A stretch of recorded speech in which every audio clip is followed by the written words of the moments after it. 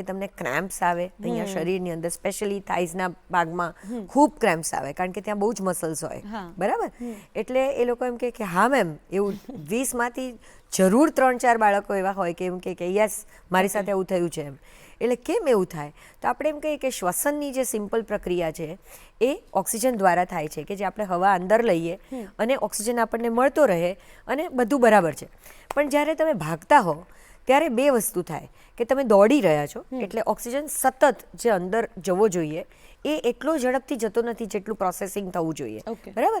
એટલે દરેક કોષને, નાનામાં નાના મસલના કોષ સુધી એ ઓક્સિજન ન પહોંચે તો નેચરલી આ શ્વસન જે છે એ એનરોબિક એટલે કે ઓક્સિજન વગરનું થવા માંડે, અને એને કારણે એમાં જે એસિડ પેદા થાય એને આપણે એવું કહીએ કે એને કારણે ત્યાં એ પર્ટિક્યુલર જગ્યાએ ક્રેમ્પ્સ આવે. હવે આ સિમ્પલ વાત કરો એટલે જે બાળકને ક્રેમ્પ આવ્યો હોય એ તો 100% આનું મહત્વ સમજી ગયું હોય કે મારે ખાઈને જ જવાનું છે.